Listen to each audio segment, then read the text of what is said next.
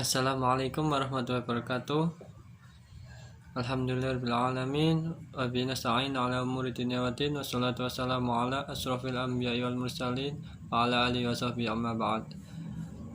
Saya di sini sebagai perwakilan dari kelompok 10 yang akan mempresentasikan sejarah peradaban Islam, materi tentang sejarah masuknya Islam di Indonesia. Dengan rumusan masalah sebagai berikut. Yang pertama, proses masuknya Islam di Indonesia. Yang kedua, metode dan cara Islamisasi di Indonesia. Yang ketiga, perkembangan Islam pada masa kerajaan-kerajaan Islam di Indonesia. Kemudian, presentator pada kesempatan kali ini, presentator yang pertama, Saudari Jenar Meisa Ayu. Presentator kedua, Saudari Nurmalinda Farah Rahma, dan presentator ketiga yakni saya sendiri, Muhammad Nur Singokaryo.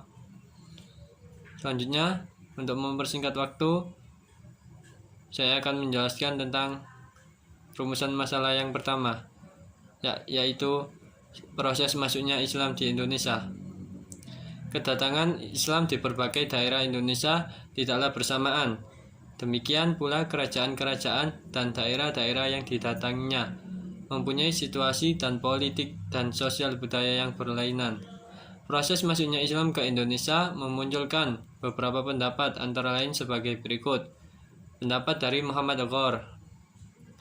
Muhammad Ghor merupakan tokoh yang berhasil menaklukkan dan menyebarkan Islam di Gujarat, India. Dalam penyebarannya, budaya dan ajaran agama Islam ke Indonesia, para pedagang Gujarat mempunyai peran yang sangat penting.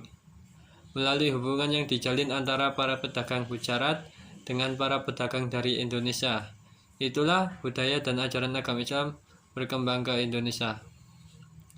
Yang kedua, pendapat dari Ibnu Battuta. Ibnu Battuta telah 2 kali melakukan perjalanan ke Cina, yaitu tahun 1345 sampai 1346. Ia menemukan satu kerajaan Islam. Hal ini dibuktikan dengan keberadaan sultan yang mengikuti upacara Imam Syafi'i. Ibnu Battuta juga menyatakan bahwa daerah-daerah yang berada di sekitar negeri itu penduduknya belum memeluk agama Islam. Ibnu Battuta juga menemukan satu batu nisan di kota Samudra yang bertuliskan tahun 1421 Masehi. Penemuan makam bertanda Islam ini artinya bahwa di daerah Samudra telah berkembang agama Islam. Batu nisan yang ditemukan oleh Ibnu Battuta tersebut yaitu batu nisan dari Sultan Malik As-Saleh, raja pertama dari kerajaan Samudra Pasai. Selanjutnya, pendapat yang nomor 3 dari Diego Lopez de Socuera. Pada tahun 1509 Masehi, Diego Lopez de Socuera mengunjungi Pasai. Ia berpendapat bahwa Pasai merupakan pusat penyebaran budaya dan ajaran Islam terpenting dan pertama berasal dari daerah Pasai. Inilah budaya dan ajaran agama Islam kemudian menjalar atau tersebar ke seluruh dunia, penjuru dunia.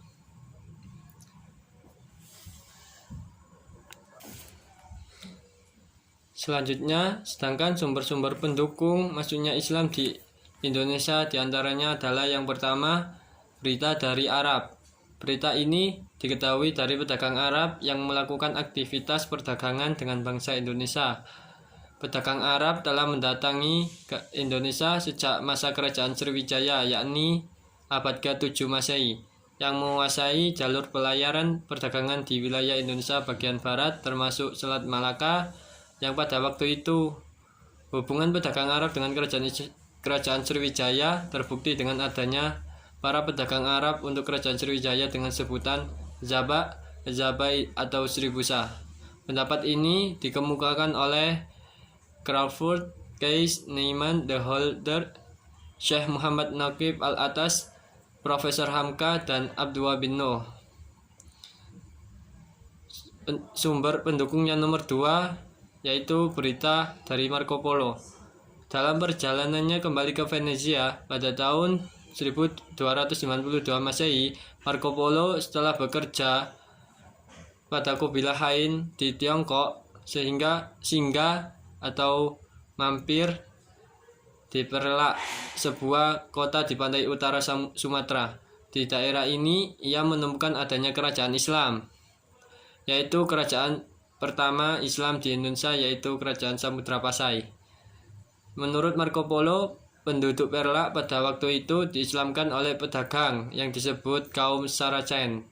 Di antara sejarawan yang menganut teori ini adalah Snodgrass, Webb Sutherland, dan Bernard Heimfluyck.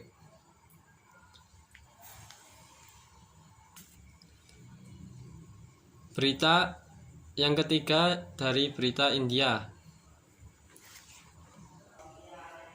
Sumber pendukung yang ketiga yakni berita dari India.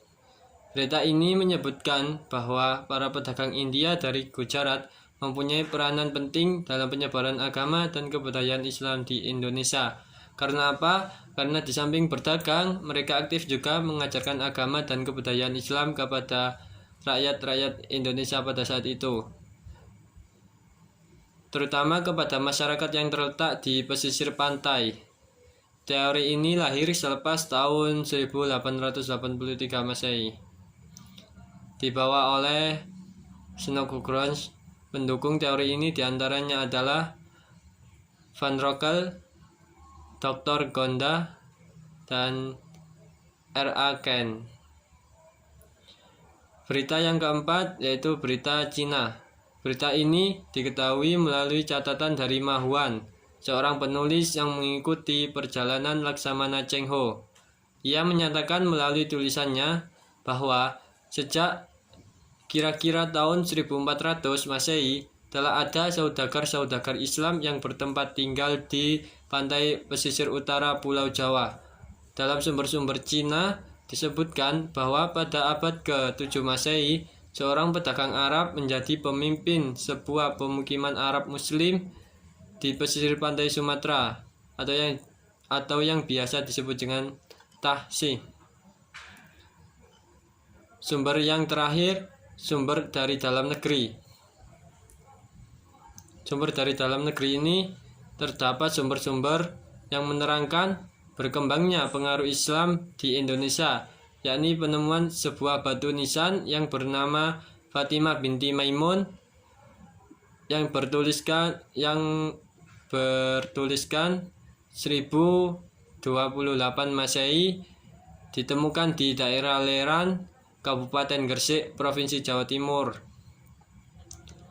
Yang kedua, ditemukannya makam Maulana Malik Ibrahim yang wafat pada tahun 1419 Masehi. Yang ketiga, makam Sultan Malik As-Saleh di Sumatera Utara yang meninggal pada tahun 1297 Masehi.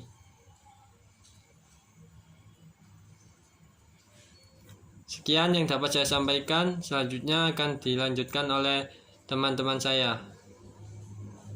Assalamualaikum warahmatullahi wabarakatuh. Selanjutnya yaitu metode dan cara Islamisasi di Indonesia. Kedatangan Islam ke Indonesia dan penyebarannya kepada golongan bangsawan dan rakyat umumnya dilakukan secara damai. Saluran-saluran Islamisasi yang berkembang ada 6, yaitu yang pertama saluran perdagangan. Di antara saluran Islamisasi di Indonesia, pada taraf permulaannya ialah melalui perdagangan. Hal ini sesuai dengan kesibukan lalu lintas perdagangan abad ke-7 sampai abad ke-16. Perdagangan antara negeri-negeri di bagian barat, tenggara, dan timur benua Asia, dan di mana pedagang-pedagang Muslim, Arab, Persia, India turut serta mengambil bagiannya di Indonesia. Penggunaan saluran Islamisasi melalui perdagangan itu sangat menguntungkan. Secara umum, Islamisasi yang dilakukan oleh para pedagang melalui perdagangan itu mungkin dapat digambarkan sebagai berikut. Mula-mula, mereka berdatangan di tempat pusat perdagangan dan kemudian di antara ada yang bertempat tinggal baik untuk sementara maupun untuk menetap. para pedagang menjual barangnya sambil berdakwah. Lambat laun, tempat tinggal mereka berkembang menjadi perkampungan-perkampungan. Perkampungan golongan pedagang muslim dari negeri-negeri asing itu disebut pekojan. Yang kedua, saluran perkawinan. Perkawinan merupakan salah satu dari saluran-saluran islamisasi yang paling memudahkan. Karena ikatan perkawinan merupakan ikatan lahir batin, tempat mencari kedamaian di antara dua individu. Saluran islamisasi melalui perkawinan yakni antara pedagang atau saudagar dengan wanita pribumi juga merupakan bagian yang erat berjalinan dengan islamisasi. Jalinan baik ini kadang diteruskan dengan perkawinan antara putri kaum pribumi dengan para pedagang Islam. Melalui perkawinan inilah terlahir seorang muslim. Dari sudut ekonomi, para pedagang muslim memiliki status sosial yang lebih baik daripada kebanyakan pribumi. Sehingga penduduk pribumi, terutama putri-putri bangsawan, tertarik untuk menjadi istri saudagar-saudagar itu. Sebelum kawin, mereka diislamkan terlebih dahulu. Setelah mereka mempunyai keturunan, lingkungan mereka makin luas. Yang ketiga, saluran tasawuf. Tasawuf merupakan salah satu saluran yang penting dalam proses islamisasi. Tasawuf termasuk kategori yang berfungsi dan membentuk kehidupan sosial bangsa Indonesia yang meninggalkan bukti-bukti yang jelas pada tulisan-tulisan antara abad ke-13 dan ke-18. Hal itu bertalian langsung dengan penyebaran Islam di Indonesia. Jalur tasawuf yaitu proses islamisasi dengan mengajarkan teosofi dengan mengakomodir nilai-nilai budaya, bahkan ajaran agama yang ada yaitu agama Hindu ke dalam ajaran Islam, dengan tentu saja terlebih dahulu dikodifikasikan dengan nilai-nilai Islam sehingga mudah dimengerti dan diterima. Yang keempat, saluran pendidikan. Para ulama, guru-guru agama, raja berperan sebagai dalam proses islamisasi.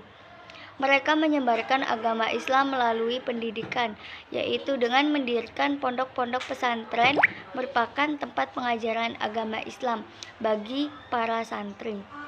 Di pondok pesantren ini diajarkan oleh guru-guru agama, kiai-kiai, 25 atau ulama-ulama. Mereka setelah belajar ilmu-ilmu agama dari berbagai kitab-kitab, 26 setelah keluar dari suatu pesantren itu, maka akan kembali ke masing-masing kampung atau desanya untuk menjadi tokoh keagamaan, menjadi kiai yang menyelenggarakan pesantren lagi. Semakin terkenal kiai yang mengajarkan, semakin terkenal pesantrennya, dan pengaruhnya akan mencapai radius yang lebih jauh lagi. Saluran kesenian. Yang kelima, saluran kesenian. Saluran islamisasi melalui seni seperti seni bangunan, seni pahat atau ukir, seni tari, musik, dan seni sastra. Misalnya pada seni bangunan ini terlihat pada Masjid Kuno Demak, Sendang Duur Agung Kesepuhan di Cirebon, Masjid Agung Banten, Baitur Rahman di Aceh, Ternate, dan sebagainya. 28 contoh lain dalam seni adalah dengan pertunjukan wayang, 29 yang digemari oleh masyarakat. Melalui cerita-cerita wayang itu disisipkan ajaran agama Islam. Seni gamelan juga dapat mengundang masyarakat untuk melihat pertunjukan tersebut. Selanjutnya diadakan dakwah keagamaan Islam. Yang keenam, saluran politik. Pengaruh kekuasaan raja sangat berperan besar dalam proses islamisasi. Ketika seorang raja memeluk agama Islam, maka rakyat juga akan mengikuti jejak rajanya. Rakyat memiliki kepatuhan yang sangat tinggi dan raja sebagai panutan bahkan menjadi tauladan bagi rakyatnya. Misalnya, di Sulawesi Selatan dan Maluku, kebanyakan rakyatnya masuk Islam setelah rajanya memeluk agama Islam. Pengaruh politik raja sangat membantu tersebarnya Islam di daerah ini. di sini saya akan menjelaskan materi mengenai perkembangan Islam di Indonesia pada masa kerajaan. Yang pertama, Kerajaan Samudra Pasai. Kerajaan ini bermula pada tahun 1289 sampai 1524 Masehi. Kerajaan bercorak Islam pertama di Indonesia ialah Kerajaan Samudra Pasai. Kerajaan ini ada di pantai utara Aceh, tepatnya di muara Sungai Pasang atau Pasai. Muara sungai tersebut terletak di dua kota yang bernama Samudra, jauh dari laut, dan Pasai, kota pesisir pantai. Bukti sejarah dari kerajaan ini terlihat pada tulisan atau inskrip di nisan makam Sultan Malik As-Saleh, berita dari Marco Polo dan Ibnu Battuta, serta kronika Raja Pasai. Kerajaan ini dibangun oleh Mara Silu yang berhasil menyatukan Samudra dan Pasai. Setelah Mara Silu memeluk Islam, ia kemudian mendapat gelar Sultan Malik As-Saleh dan menjadi raja pertama Kerajaan Samudra Pasai. Letak kerajaan ini sangat strategis, sehingga menjadi pusat perdagangan dan pusat belajar Islam pada waktu itu. Banyak pedagang dari Benggala, Gujarat, Arab, dan Cina yang datang untuk bertransaksi jual beli di tempat tersebut. Yang kedua, Kerajaan Melaka. Kerajaan ini pada tahun 1400 sampai 1511 Masehi. Melaka dikenal sebagai pintu gerbang Nusantara. Sebutan ini diberikan mengingat peranannya sebagai jalan lalu lintas bagi pedagang-pedagang asing yang berhak masuk dan keluar pelabuhan Indonesia. Letak geografis Malaka sangat menguntungkan, yang menjadi jalan antara Asia Timur dan Asia Barat. Setelah Malaka menjadi kerajaan Islam, para pedagang, mubalik, dan guru sufi dari negeri Timur Tengah dan India makin ramai mendatangi kota bandar Malaka. Dari bandar ini, Islam dibawa ke Patani dan tempat lainnya di Semenanjung seperti Pahang, Johor, dan Perlak. Yang ketiga, Kerajaan Aceh pada tahun 1514 sampai 1904 Masehi atau 920 sampai 1322 Hijriah. Pada abad ke-16, Aceh mulai memegang peranan penting di bagian utara Pulau Sumatera. Pengaruh Aceh ini meluas dari Barus di sebelah utara hingga sebelah selatan di daerah Indrapura.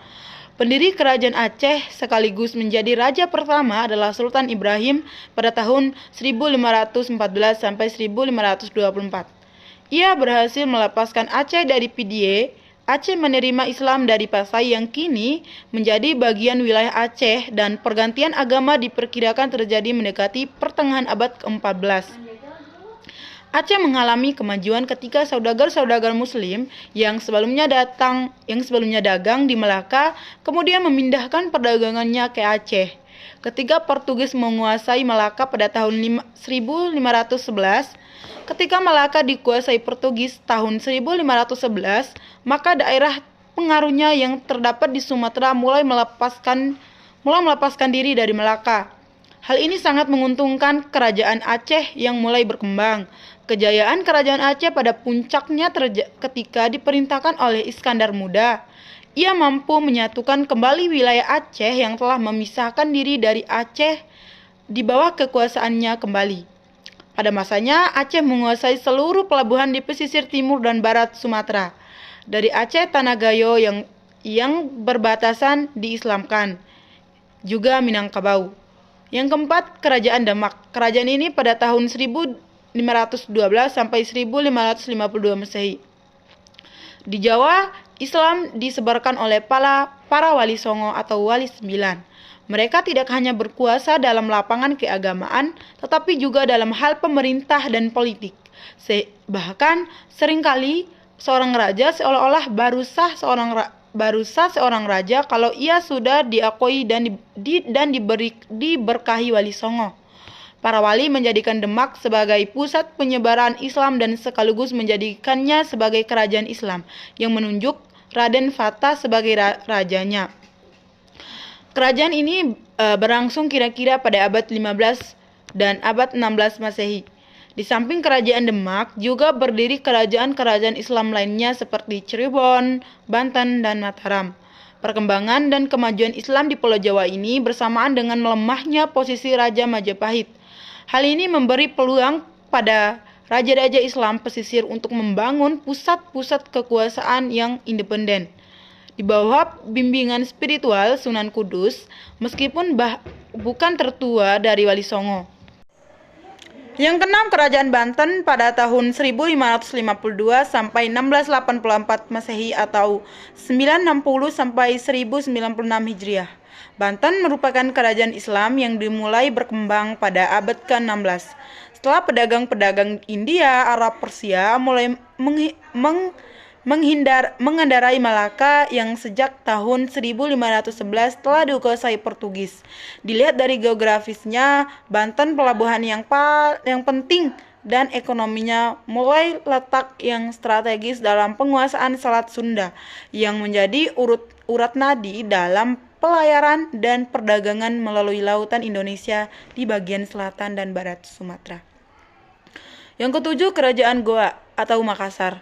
Kerajaan ini bermula pada tahun 1078 Hijriah atau 1667 Masehi. Kerajaan yang bercolok Islam di Semenanjung Selatan Sulawesi adalah Goa Talo. Kerajaan ini menerima Islam pada tahun 1605 Masehi. Rajanya yang terkenal dengan nama Tuma Parisi Kalona atau Sultan Alauddin yang berkuasa pada akhir abad ke-15 pada permulaan abad ke-16. Ia adalah memerintah kerajaan dengan peraturan memungut cukai dan juga mengangkat kepala-kepala daerah. Yang ke-8, Kerajaan Maluku. Kerajaan Maluku terletak di bagian daerah Indonesia di bagian timur. Kedatangan Islam di Indonesia di bagian timur yaitu di Malaka tidak dapat dipisahkan dari jalan perdagangan yang terbentang antara pusat lalu lintas pelayaran internasional di Malaka, Jawa, dan Maluku. Diceritakan bahwa pada abad ke-14, Raja Ternate yang ke-12, Molo Matea, tahun 1350 sampai 1357, bersahabat baik dengan orang Arab yang memberikan petunjuk bagaimana pembuatan kapal-kapal, tetapi agaknya bukan dalam kepercayaan. Menurut tradisi setempat, sejak abad ke-14 Islam sudah datang di daerah Maluku. Pengislaman di daerah Maluku dibawa oleh Maulana Husain. Hal ini terjadi pada abad pemerintah Mahrum di Ternate. Raja pertama yang benar-benar muslim adalah Zain al-Abidin pada tahun 1487 sampai 1500. Ia sendiri mendapat ajaran agama tersebut dari Madrasah Giri. Zainal Abidin ketika di Jawa terkenal sebagai Raja Balua, artinya Raja Cengkeh, karena membawa cengkeh dari Maluku untuk persembahan. Sekian dari saya, terima kasih.